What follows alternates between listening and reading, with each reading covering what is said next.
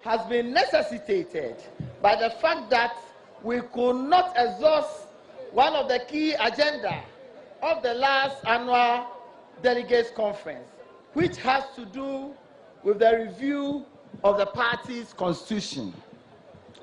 You will recall that at the 2017 National Delegate Conference, which was held in the Central Regional Capital, Cape Coast, from August 18 to 20th, a number of resolutions were adopted by conference.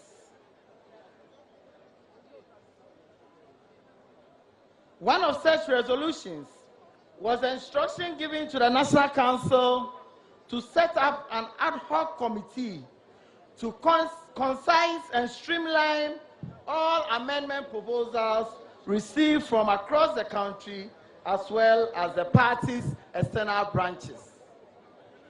This decision became necessary because conference couldn't deliberate on the very many proposals that my outfit received and compiled into a single document and distributed to the relevant stakeholders in pursuance to Article 18 of our Constitution. It was again observed that there had been some duplication in respect of the proposals for amendment to certain provisions in the party's constitution. Hence, the need for some fine-tuning with the view to making the document less bulky and more comprehensive for the purpose of facilitating its adoption. Consequent to this, National Council indeed met on the 30th of September and formed an ad hoc committee to undertake this important assignment of streamlining the amendment proposals as instructed by the National Annual Delegates Conference. The committee was chaired by Mr. F.F. Anto, the National Vice Chairman of our party. Other members of the ad hoc committee were Honorable Obi Amwa, Secretary to the committee, Joyce Opoku Boatin, Honorable Joseph Penka, Godfred Yebu-Adame, Honorable Hakman Owusu Ajman, Honorable Ben Abdallah, Mrs. Agnes Okujeto, Mr. Ncheje, Richard Asante Yeboah, and Mrs. Ajiman Atefua. The committee was inaugurated on September 14, 2017, and was given 2 months within which to submit their report to the National Council for onward submission to this all-important body, the National Conference of our party. This was again in tandem with the resolution of the National Conference. As noted, ladies and gentlemen, the committee's mandate was to also determine the substance and workability of each proposal and present their report to National Conference for consideration and adoption. The committee indeed worked within schedule and submitted their report to National Council, which was considered at the last National Council meeting, subject to approval and final adoption by National Conference. Consequently, Council directed that all the 10 regional executive committees of the party to organize expanded regional executive committee meetings comprising constituency executives to brief them on the amendment proposals contained in the committee's report, which would, of course, be considered for adoption at today's extraordinary conference. I am happy to report that this exercise was successfully carried out in all regions as instructed by the National Council. I personally attended almost all the meetings together with the National Chairman and the National Vice Chairman of our party. I wish to seize this opportunity to commend our regional executives for chalking this feat within a very limited time. We also distributed copies of the committee's report to each of the constituencies in the country to keep our executives and delegates updated ahead of today's conference, which is meant primarily to adopt the committee's reports. We are hoping that by the end of this extraordinary delegates conference, the party would have a revised constitution, which will then pave way for internal primaries to be held at the various levels of our party.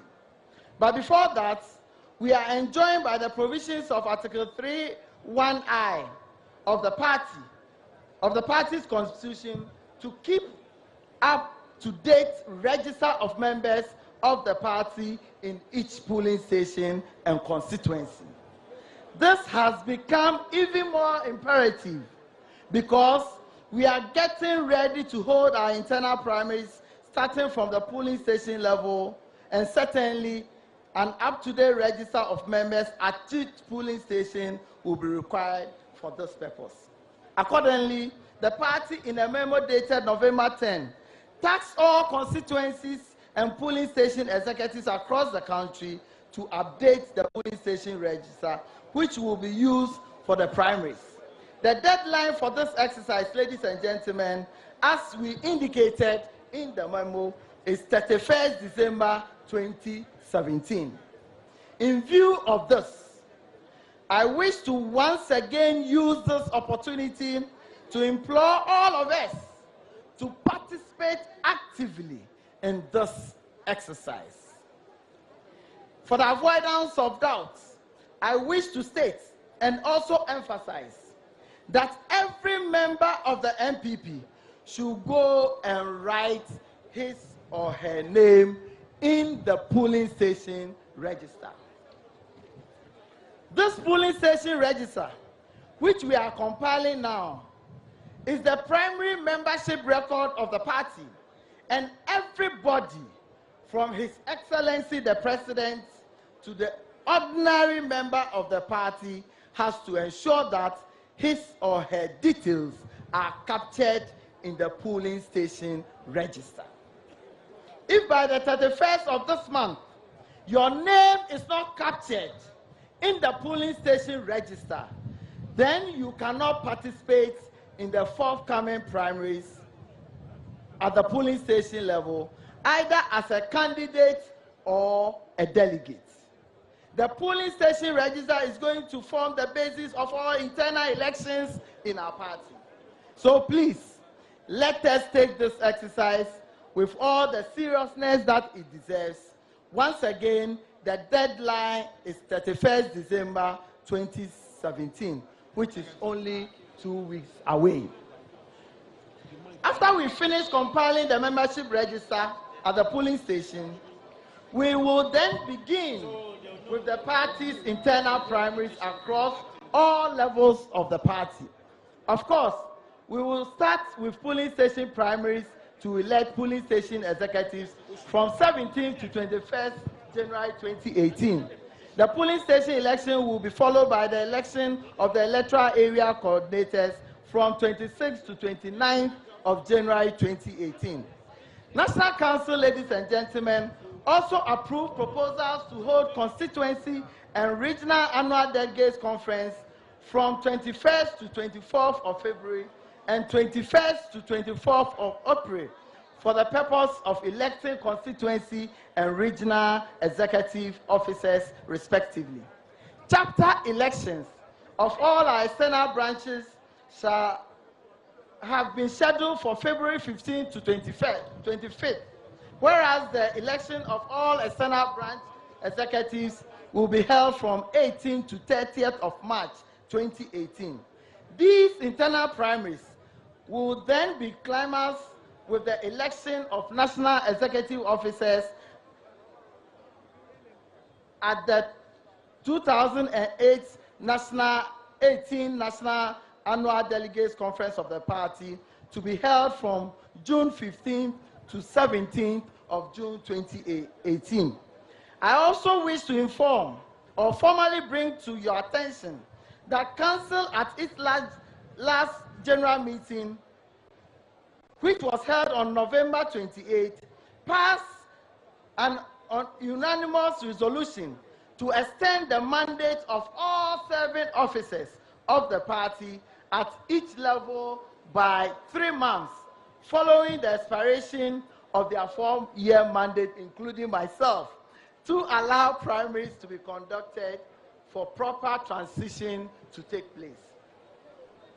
Moving forward as a party, we will be organizing regular policy fora across the regions and in the constituencies to provide an opportune platform for members of the party to contribute towards shaping government policies and programs at each level. It is therefore going to provide regular opportunities for members of our party, regardless of age or location, to discuss challenges facing the country, to have real influence on party and government policies. This exercise, I'm happy to announce, is being supported by our sister party, the Conservative Party of the UK, and shall be christened the NPP Policy Forum. The maiden edition of this forum came off in Tamale on 20th November 2017.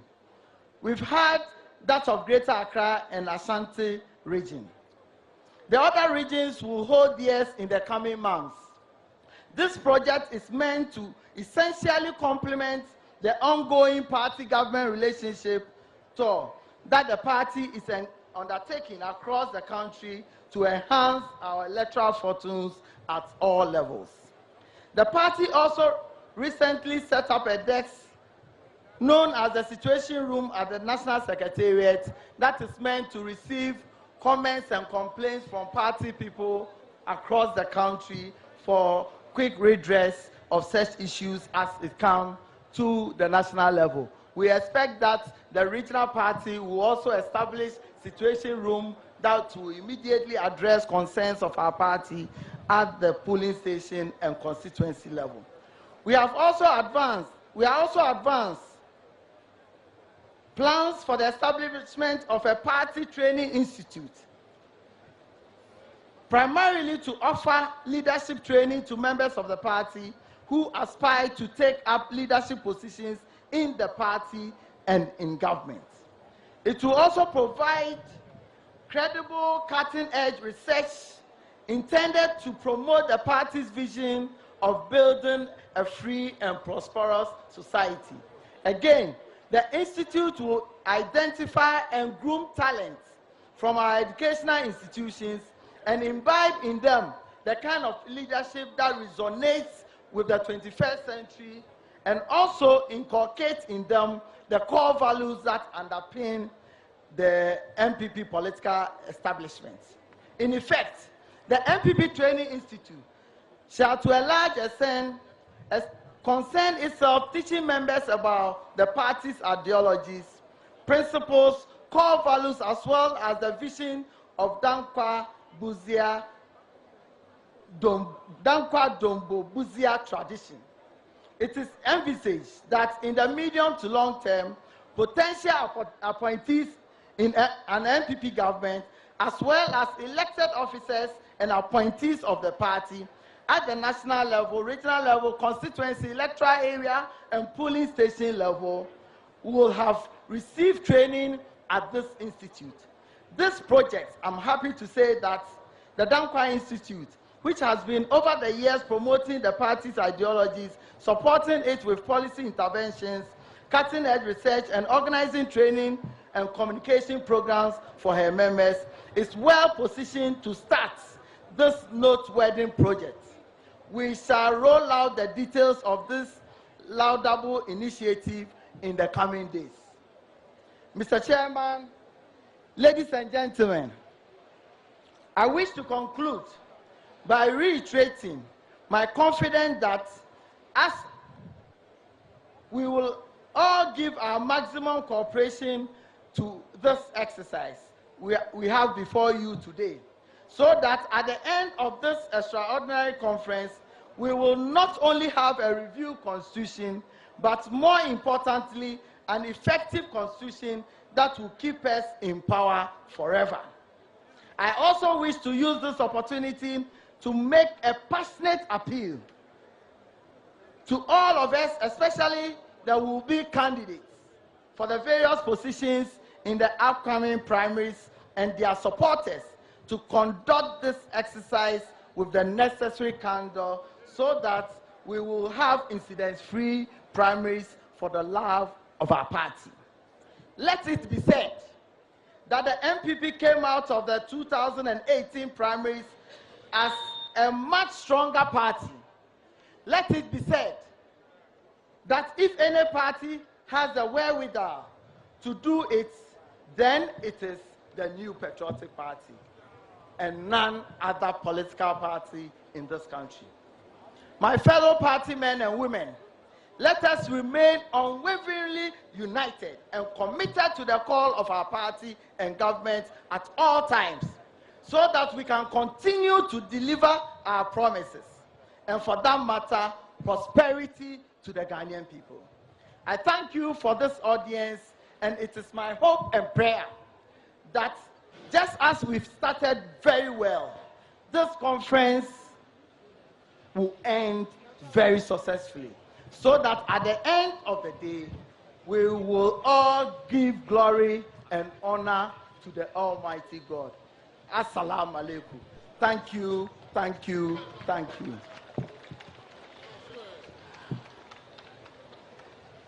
Asida Nina ya wudi me pacho me pesa utubi mame Jesus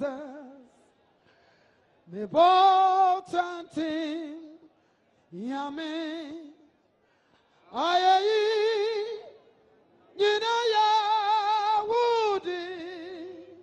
Some music interlude there.